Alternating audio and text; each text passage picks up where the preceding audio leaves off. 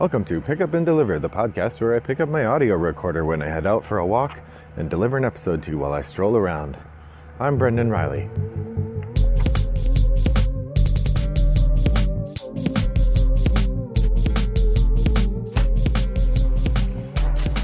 Well, good morning, listeners. It is October 5th here in suburban Chicago. The weather is a brisk. My weather display said 42 degrees, but it feels warmer than that. Maybe it's because I'm out. It's nice. The construction workers are doing yeoman's work over on the house over there, making it look all nice. There's a bobcat driving around. I'm sure you can hear it. Hopefully it's not too annoying. I recorded my last episode, which was the second of two Shooting from the Hip episodes, about a week ago now, and arranged to release it. I think I ended up releasing it on Thursday maybe, or maybe Friday morning. I apologize that I don't remember which, because I had an academic conference I attended over the weekend. I will share with you my thinking about what I presented in my next episode, because I talked about some board games. So I'm sure you are waiting with bated breath for that. However, that is not the subject of today, because today is the first episode I've recorded since October started, which means it's time for Top of the Stack. This is my favorite episode of the month to record, even though it's mostly just reading lists and blathering, but I really enjoy it. So hopefully you do too. Hopefully it inspires you to get in touch and let us know what you've been doing. Let us know, like there's anyone else involved in this other than me. Well, you are involved, dear listener, but I mean, it's not like I have another person helping me produce it. What I mean to say is, hopefully this inspires you to get in touch and let us know what you've been playing. So the Top of the Stack episode is my monthly check-in, in which I share some basic stats about what I've been playing. Maybe I'll cover a couple games that we touched on but didn't talk about much in the overall discussion of the gameplays for the month. And I set my goals for the next month and let you know how I did on my goals for this month. I've stolen the title and the idea of the Top of the Stack from the now defunct Podcast of Nonsensical Gamers, which was one I really enjoyed. It was on the air for a couple years there. I don't know how long they were on the air before I started listening, but I always really enjoyed their work and hope that someday they will show up again. It's still in my podcast feed, just in case. That's the Podcast of Nonsensical Gamers. They had the idea for the Top of the Stack, which is choosing a couple games that you're intending to play with the idea of checking in later to see how well you did. As though you've got a stack of games you're going to play. What did you put on the top of the stack? You get it. All right, so let's start on the stats, because this is October Top of the Stack check-in. So, final monthly stats. I played 50 games. I had 50 game plays this month of 40 different games. So, down a little bit from my usual, but still well within I'm playing plenty of games stats. I suppose if I ever get to the point where I'm playing fewer than 30 in a month, that will feel not great. Even though it is often that I go a couple days without playing anything, but then usually I get a couple games played in one day. So 50 plays of 40 games. My year total, I just missed it, 599 plays of 206 different games this year. One shy of 600. That would have been fun to make. We did about 4 play tests. I haven't been as good about logging those, so I don't know exactly what the play tests have been. But we did about 4 play tests of our games that we're working on. We've got a Christmas game that I think we're going to put up on the Game Crafter. I don't know that we like it enough to pursue it, like pitching it to publishers. But we think it's a fun diversion and would be a nice game for our family to play at Christmas time. So we'll see about getting that up there. The collection size, my goal was to reduce the collection this year down from 369 games, get it smaller by the end of the year. But unfortunately, I'm going in the other direction. I'm up to 389. I thought it was at 388, but somewhere along the line, I must have found a thing that was mislabeled or something this month, because my grand total is up 8 games. I'll talk about that at the end of up 10 games. Okay. My grand total was up 10 games from last month, but according to Board Game Geek, my grand total has gone up 11 games. So I'm not sure where I made the mistake, but I used the Board Game Geek collection tool to help me keep track of that. My most played game this month was Sherlock Holmes Consulting Detective, the Baker Street Irregular, with 3 plays, We have 2 more cases to go before we are done with that box. And by that count, done with the series for who knows how long, which is kind of a bummer. And my most played online game was Through the Ages with 2 plays. My top of the stack report. I did not have a great month. Top of the stack wise, I got 1 game played. That was Pendulum. I talked to you about that. My revisit game was Nexus Ops. Did not get that played. The audience choice was Tichu. Did not get that played. And I was going to reattempt playing Res Publica 2230 AD, and I did not manage that either. Ooh, rough month in terms of choosing my top of the stack, or achieving it. So far this month, I've made 19 out of my 27 potential top of the stack achievements. So I got to do a little better if I want to get caught up. I did better in August, but September slipped again. It's not surprising. The rhythms of gameplay have changed in my household because of school and work. So it's not surprising that it would be harder to make those goals. All right, on to first plays this month. I did get a healthy new 12 new plays, or 12 plays of games that I'd never played before. I've reported on many of these in the podcast, so I'll just zip through them to remind you. Mariposas, Stay Cool, Egizia, Shifting Sands, Tussie Mussy, Sprawlopolis, Skulls of Sedlec, Sushi Roll, Pendulum, The Search for Planet X, Celestia, and The Isle of Skye. I also tried out automobiles using Yukata.de, which I counted that was my 12th game. So I think I've talked about all of those on the podcast here, so no need to review them too heavily. I played 1 new expansion this month.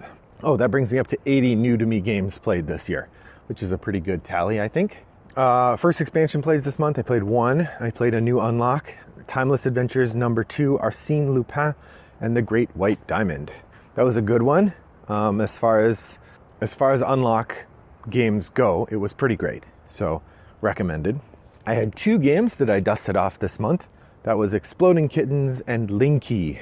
You could kind of argue that I dusted off Dungeon Pets because I played that for the first time in a long time in person. I played it online within a year. I played a game of it on Boîte but I hadn't played it in person in quite a while. I showed my son and he enjoyed it, so that was great to get to play that. Exploding Kittens and Linky were the other 2 that I dusted off. Exploding Kittens is a fine little simple game. It's it's mostly a luck-based conversation game. It's got a little bit of Uno feeling to it and a little bit of a bluffing game. It's fine. Not amazing, but the art is funny and it's cool to play for a minute. I also have the original Kickstarter edition, which means that when you open the box, it meows, which is still delightful and still works. Although when we first opened it, it didn't work. It was going meow, meow, meow, meow, meow, meow, meow, meow, meow, meow, meow, and we thought it was broken. But then after giving it a little time, it reset itself. And now it says meow when you open it again. Who knows how long that will work, but it's cool while it does. So I've now got 20 games dusted off this year as a reminder, a game gets dusty if you leave it on the shelf for a year. So those are games where it's been a year or more since I played them. With Exploding Kittens, it was 3 years and change, and Linky, it was like 1 year and 10 months or so. So in our family 20x5 challenge, I did not make much progress this month. I think we could probably call it now and say we're not going to finish the challenge, but it's fun to keep it up there and see how well we did. I did get a play of Tricarion in, which has been good. And I'm scheduled to play Elysium tomorrow, although I don't know if that will happen. We'll see if anyone else. I have one person who said he wants to play, and Elysium's fine at 2 players, but it's better at 3 or 4. So we'll see how that goes. Overall, not a lot of progress on that path. Onto the Shelf of Opportunity. Now this is where things get a little tricky. So I've mentioned a number of times that I had a delightful and engaging journey to the garage sale at my local game store, which meant that I got 8 new games that I hadn't played before. Plus the day before, I think I mentioned this on the podcast, I also picked up the game Aeroplanes, which is a route building economic game from Martin Wallace that I found for $10 at Half Price Books. I haven't played that either. So this month I added Aeroplanes, Isle of Skye, Sushi Roll, Jaipur, Obsession, Otis, Ponzi Scheme, The Downfall of Pompeii, and Celestia to my list, which is a lot. That's a big addition to the Shelf of Opportunity. Now I have already played Isle of Skye, Sushi Roll, or Isle of Skye and Sushi Roll, And I did go back and play Pendulum. So I was sort of knocking some of those games off. But 5 or 6 of those 8 games I haven't tried yet, which does mean that we have plenty of room for new games to be played this month. It also means we have some new options for the top of the stack. And it's really tough to decide which one.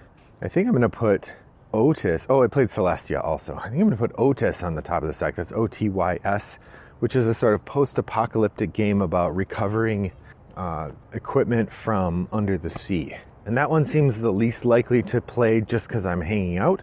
So I'll put that on the list to kind of prod me to try it. Obsession looks really good, but the rule book is huge. And so I feel like it's going to take a bit of work to figure out how the game works before I can feel comfortable introducing it to the table. And I'm a little worried that it's complicated enough that I'm going to have to learn it pretty deeply in order to teach it, but then that makes me better at the game and makes it more likely that I'll do really well in the first round, which I've found one of the biggest factors for whether my wife enjoys the game is if I just clobber her in the first play because I understand the game better than she does, she often doesn't want to do a second play, which I can get. That's not super fun. So there's some tricky bits there. Also, the sort of systems and efficiency elements aren't usually her bag. But I think I'm hoping the theme will bring her around. So that's Obsession. Really excited to play Jaipur. I like that game. I've played it before, but it's on my shelf of opportunity because I haven't played it since I bought this copy. Ponzi Scheme is a bit more of a gambling game than I thought it would be. I was thinking it was going to be an economic game, but no, it's more of a push your luck style game, which looks fine. It feels like it'll feel a lot like QE, but probably not as good. And then, so like I said, we have the collection size update. At the beginning of the month, I was at 378. And then I got Mariposas and Agizia Shifting Sands, which put me up to 380. Then I sold Sentinels of the Multiverse and Scoundrel Society, which put me back to 378. I added Gloomhaven Jaws of the Lion. I hadn't actually added that in my count, but I had never marked it as owned. So there's that. I bought Aeroplanes and then 8 more games at the Fair Game Garage sale, leading me to that 388 number. But then when I did my collection review on Board Game Geek, it was at 389. So I don't know what game got added. I'm sure that what happened is I was looking through the collection and I realized there was a game I owned that I hadn't marked owned.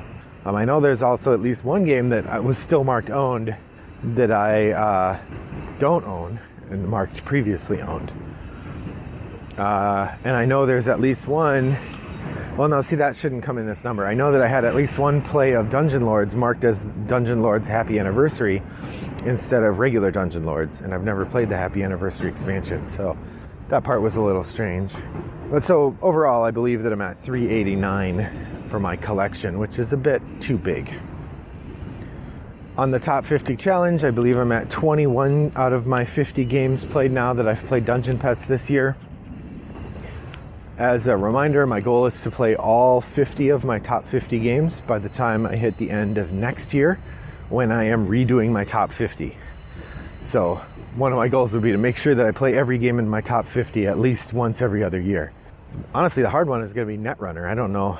I feel like if I play Netrunner, I'm going to get sucked back into it. And part of me really wants to because very few gaming experiences have been as rewarding as Netrunner was. But at the same time, Netrunner is it really involving and I don't have the extra time to spend on it. So we'll see. I might just start playing a little on Jinteki, and before you know it, I'll be doing a Netrunner podcast again. So that is my top of the stack check-in. I have to decide on what I'm playing for next month. What games are going to be on the top of the stack? I did not pre-prepare this, so I'm working off the fly and I'm going to write it out later. Like I said, I think I'm going to take my new game. The top of the stack for my choice is going to be Otis, O-T-Y-S. Is the top game. And then I'm going to do the Buffy the Vampire Slayer old board game again. It's October. It seems like a good month to try to play a creepy game like that. Also, I really need to get it played. I've had it for a long time. It's been on the top of the stack. It's the audience choice. I'm letting you down with this poor use of the audience choice mechanism. And then I have a revisit game and a reattempt. The revisit game is meant to be a game that I just haven't played in a long time, but needs another visit. And I think it's going to be Mountains of Madness. Is that a good one to play? Yeah, I mean, it's Halloween time. So that would be a good one to play. I don't know if it's been a year since I played it, but definitely haven't played it in 2020. And it's one of those games I really like, but I don't know if it needs to stay in the collection. But it would be fun to revisit. My wife didn't really like it very much, but my daughter and son did. So I think revisiting it with them would be really good and give us a chance to try it again and see if it is in fact one we want to keep or if we want to have it move along. It's from Yellow, designed by Rob Davio and somebody else. I apologize that I don't know the name of that person. And it's got really great limited communication mechanisms built around this idea of going mad. And I like the chaos that creates in playing the game. If you haven't had an opportunity, it's really goofy and fun. It's based on a good Cthulhu story at the Mountains of Madness, which is interesting and thematic. It's good for Halloween time, and I think worth another play. So worth another look to decide, do I want to keep that, or is it time for that one to move out of the collection? So that'll be my revisit game. And then I have a reattempt. So this would be a game that I've had on the top of the stack before, is still in the collection of games that I have not managed to play and has not been played. I feel a little bit like Charlie Brown with the football and whatever I pick for this. It's so rare that I get the reattempt completed. But at some point I gotta. I think we're gonna do Queen's Architect. That's one that I really like the mechanisms at the heart of it. I really want to try it. I just haven't managed to find a time yet or a group that's able or willing to play it with me. But I will keep trying. So Queen's Architect is my revisit for the month, or my reattempt for the month. Well, I look forward to hearing, listeners, what you've been playing. If you head over to Board Game Geek Guild 3269, you can join the conversation there and let me know. It's the top of the month, so it's a good time to remind you how you can reach me. You can find me on Board Game Geek at Wombat929, on Board Game Arena, Yukata.de, and Boîte à Jeux as Wombat929 if you'd like to play an asynchronous game. I do have Tabletop Simulator as well if you want to try to arrange a real-time game, although that's harder to do with my schedule. You could reach me by email, Brendan at Rattlebox Games. I check that regularly, and we'll get back to you if I can. And if you like this podcast, please consider telling somebody else about it. I would love to have a bit more engagement in the forums, have a few more listeners downloading the podcast if it's worth their while. And I don't know, maybe it isn't. Maybe we've reached peak listenership, which would be okay too. I really enjoy talking to you, dear friends, and hope that you enjoy talking to me. So pop over to Board Game Geek Guild 3269 and let me know how your month has gone. What have you been playing? What will you be playing in the coming month? Set your top of the stack goals. Also, it's October, so are you playing something creepy? What kind of creepy game could you play, or would you play, or should you play? I think because it's Halloween, we gotta play some creepy games. Am I right? I am right. I think I'm right. Yeah, I'm right. Okay, well that makes this the end of the episode. With that, I will say thank you for joining me on my walk. I hope that your next walk is as pleasant as mine was. Bye-bye.